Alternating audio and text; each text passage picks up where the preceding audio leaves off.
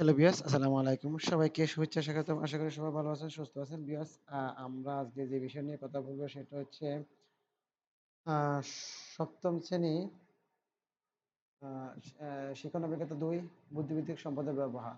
তো আমরা জানি যে আমাদের এই কারিকুলাম চেঞ্জ হয়েছে।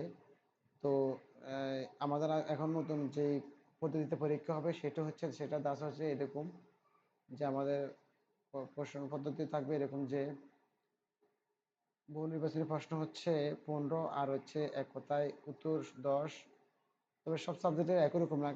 সাবজেক্ট অনুযায়ী হয়তো ক্ষেত্রে, ক্ষেত্রে বিভিন্ন ধরনের হয়। তো আমি আজকে যে বিষয় নিয়ে কথা বলবো সেটা ৭ম শ্রেণীর ডিজিটাল প্রযুক্তি শিক্ষণ অভিজ্ঞতা ২ নিয়ে। তো ভিউয়ার্স, তোমরা যদি আমার ভিডিওটা দেখে থাকো তাহলে ভিডিওটা ধৈর্য সহকারে, মনোযোগ সহকারে লাস্ট টু ফার্স্ট দেখবে। তো আমরা আজকে যে নতুন পরীক্ষা পদ্ধতি নিয়ে আমরা বার্ষিক যে মূল্যায়নটা হবে, যে সামষ্টিক মূল্যায়নটা হবে সেটার কাঠামোটা কেমন হবে সেই বিষয় নিয়ে আমরা এখন কথা বলবো।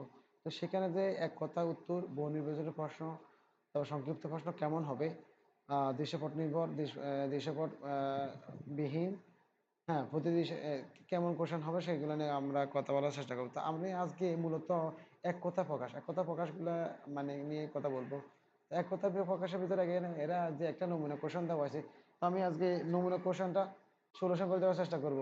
প্রিয় শিক্ষার্থীবৃন্দু, তোমরা যদি যে কোনো সময় যে কোনো এক কথা প্রকাশ, তারপর যে কোনো পরীক্ষায় ভালো রেজাল্ট করতে হলে ফার্স্ট তোমাদেরকে তোমাদের পাঠ্য বইটা ভালো করে মনোযোগ সহকারে দুই একবার এই পড়ে নিতে হবে।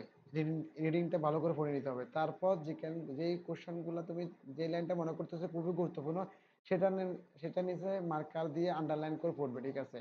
এখন এই যে এরা একটা নমুনা প্রশ্ন দিয়েছে, তো আমি আজকে এই নমুনা এমসিকিউ নিয়ে আমি পরবর্তী ক্লাসে আলোচনা করব। তো আজকে আমি এই যে এক কথা প্রকাশটা মানে যে এখানে এক কথা প্রকাশ দিয়ে দেওয়া থাকবে, এটা 10টা থাকবে, 10টার জন্য 10 মার্ক, প্রতিটা উত্তরের জন্য 1 মার্ক। তো আমি আজকে যে এইখানে যে এই 10টা প্রশ্ন আছে সেই 10টা কোশ্চেন সলিউশন করার চেষ্টা করব। তো এই 10টা কোশ্চেন আমি মনে করি তোমাদের জন্য খুবই গুরুত্বপূর্ণ, খুবই গুরুত্বপূর্ণ, ঠিক আছে? তো এরকম প্রতিটা চ্যাপ্টারে দেখো, আমরা যদি এখানে আমাদের যে ইয়েটা আছে, যদি এখানে যদি আমরা যদি এখানে পড়ি, দেখো এই থেকে এই পর্যন্ত এখানে অনেকগুলো কোশ্চেন উত্তর আছে। এই থেকে এই পর্যন্ত সবগুলো মানে অনেকগুলো উত্তর দেওয়া আছে। আমাদের মনোযোগ সহকারে আমরা এইখান থেকে এই পর্যন্ত যদি এখান থেকে এটা যদি পড়ে নিই, তাহলে আমরা অনেকগুলো কোশ্চেন উত্তর পাবো।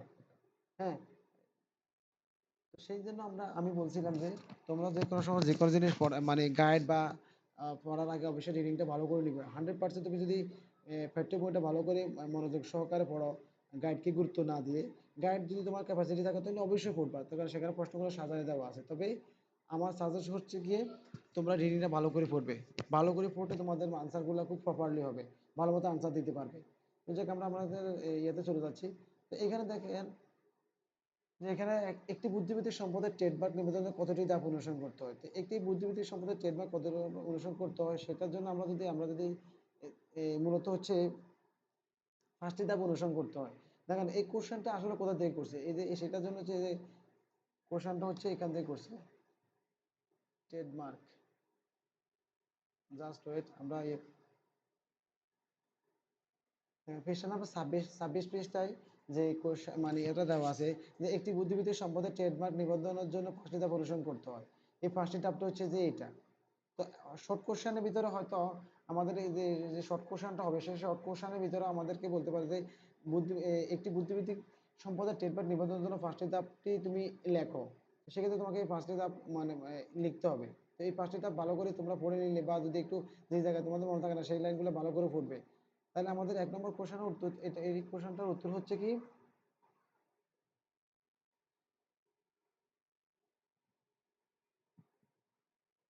এই কোশ্চেনটার উত্তর হবে যে 5টি হবে কি,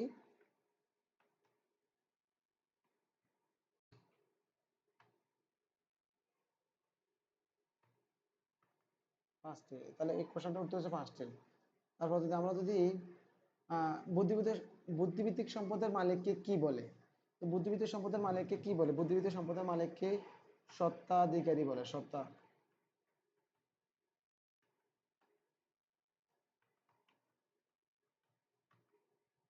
স্বত্বাধিকারী বুদ্ধিবৃত্তিক সম্পদের মালিককে বলে কি?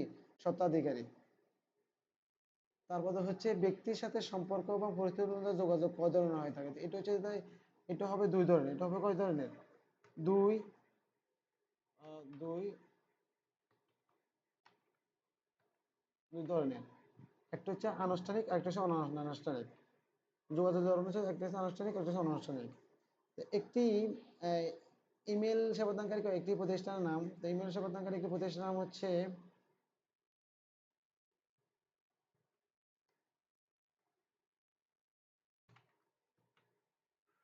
ইয়াহু,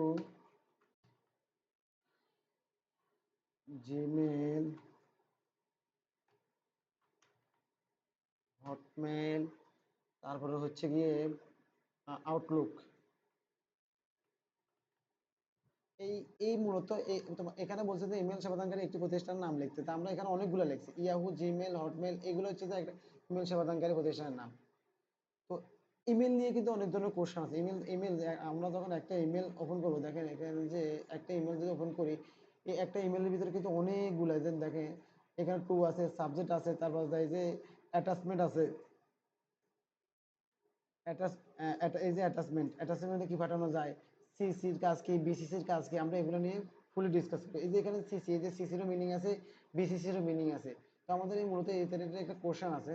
তো এখানে হচ্ছে যে ইমেল থেকে ততপর আরেকটা কোশ্চেন আছে যে ইমেলের ক্ষেত্রে সিসি এর পূর্ণরূপ। তো সিসি এর পূর্ণরূপ হচ্ছে কি? CRBO1 carbon, COPY carbon copy. বাংলাটা হচ্ছে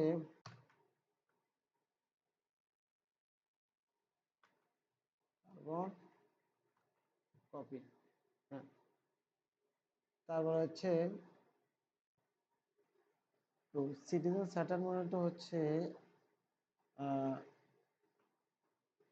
নাগরিক সেবা। তারপরে হচ্ছে যে আমরা আমাদের চিন্তা, চেতনা, ধারণা, অনুভূতি অন্যদের সঙ্গে যোগাযোগ আদান প্রদান করতে কিসের মাধ্যমে? এটা হচ্ছে যে যোগাযোগ। যোগা